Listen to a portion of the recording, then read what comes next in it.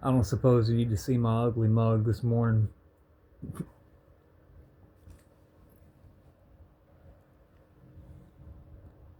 Chapter 7 The Unpredictable Variable. The Cathedral of St. Jude was a sprawling limestone carcass that had once served as the spiritual bedrock of Gotham's upper crust.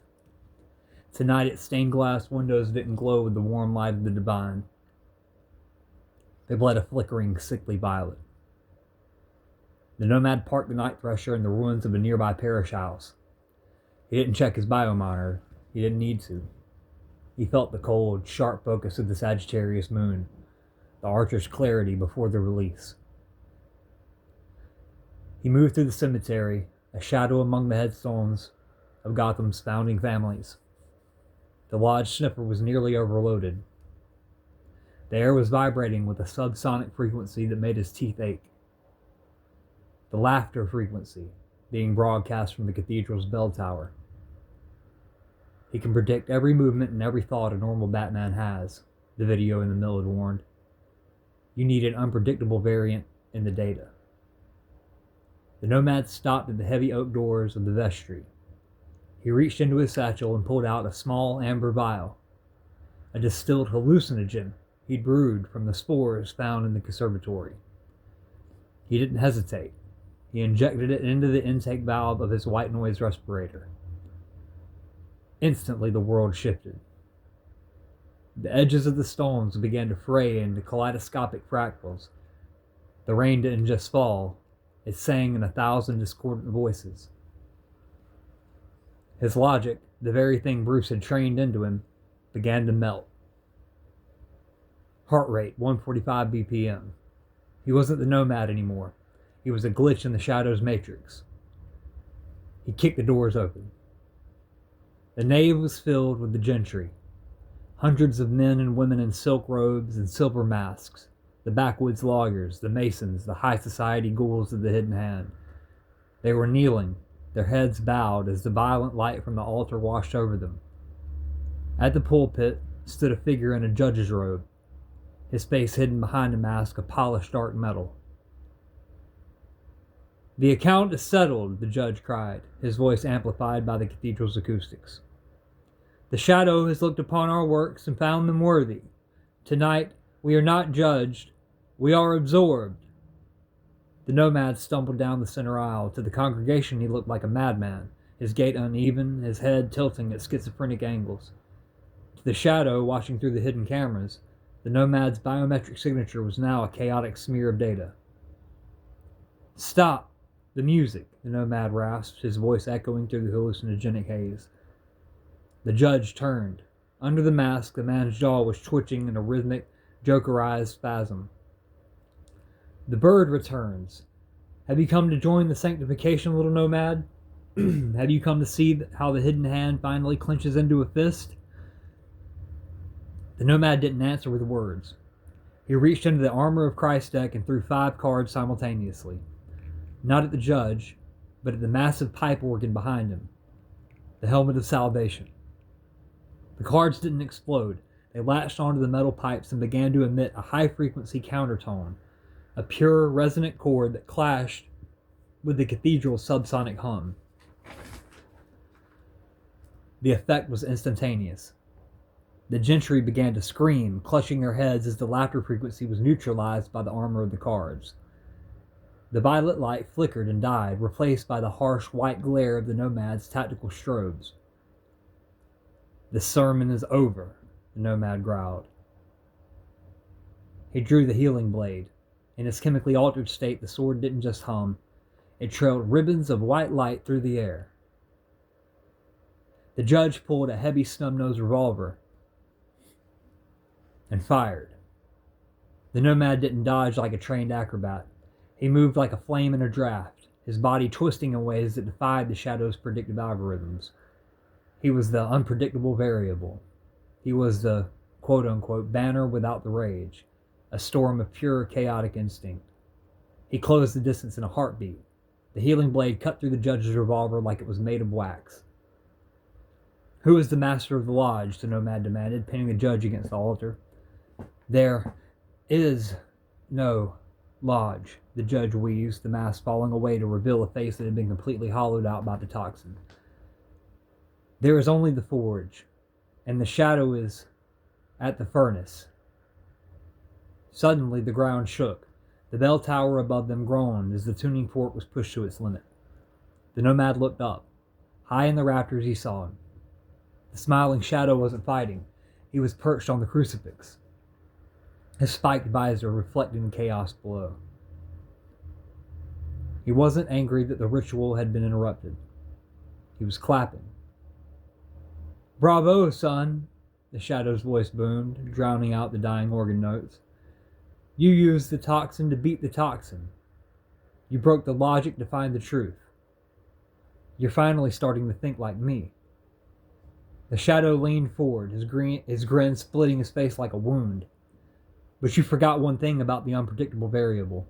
If you change the math, I just changed the scale." The shadow dropped a single object from his perch. It was a playing card.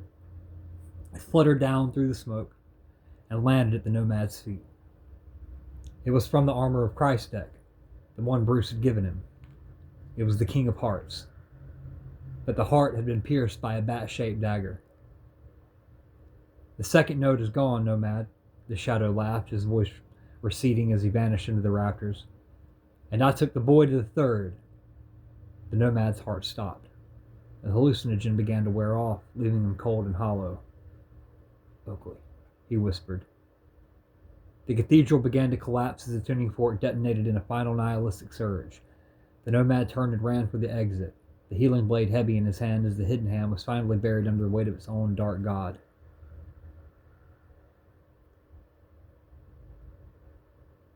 Chapter 8. The Night of Snapped Smiles. The old Gotham orphanage stood like a skeletal sentinel on the edge of the Finger River. It was a place of foundational trauma, the site where Bruce Wayne had once funneled millions to save the city's lost children. Now, it was the Shadow's third node, the node of legacy.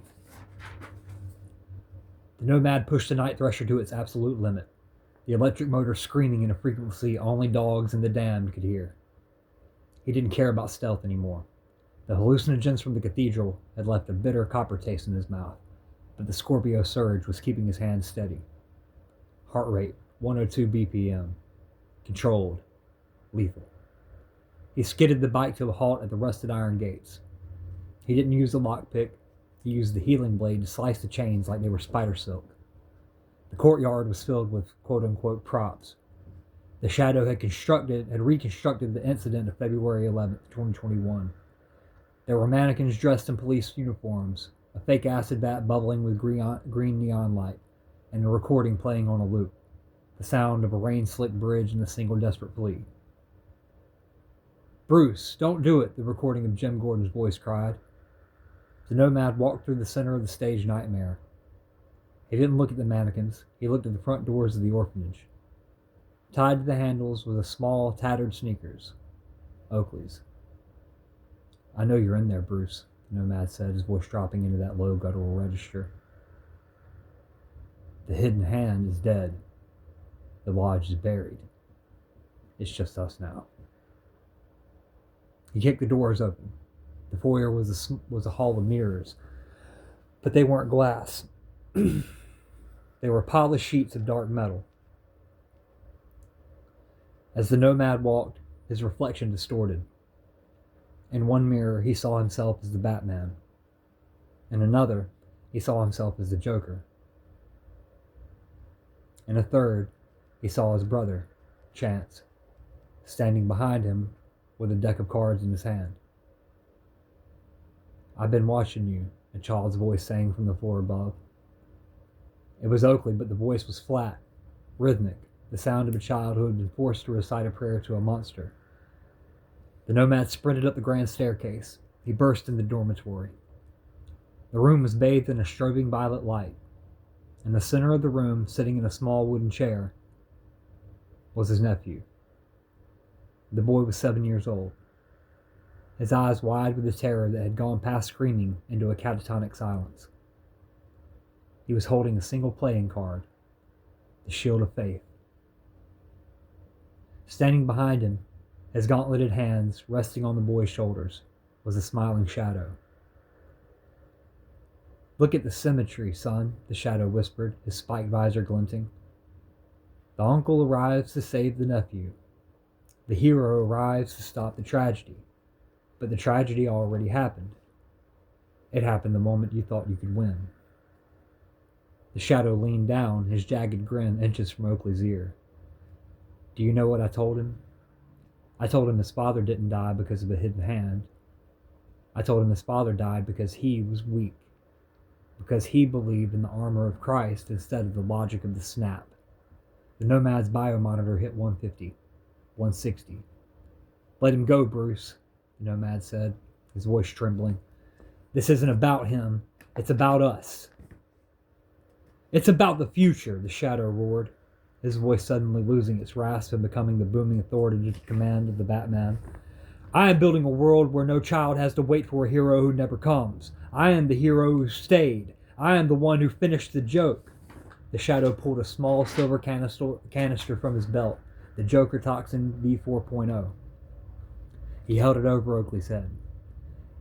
"If you move, he smiles," the shadow said. "If you stay, he watches you die. What does the unpredictable variable do now?"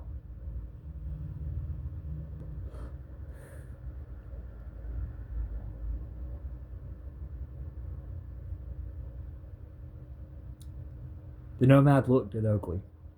The boy's eyes met his. In that moment, the Nomad didn't see a victim. He saw the healing blade he had promised to pass on. He saw the legacy of a brother who had met his death with the armor of Christ in his pocket. The Nomad didn't draw the blade. He didn't throw a card.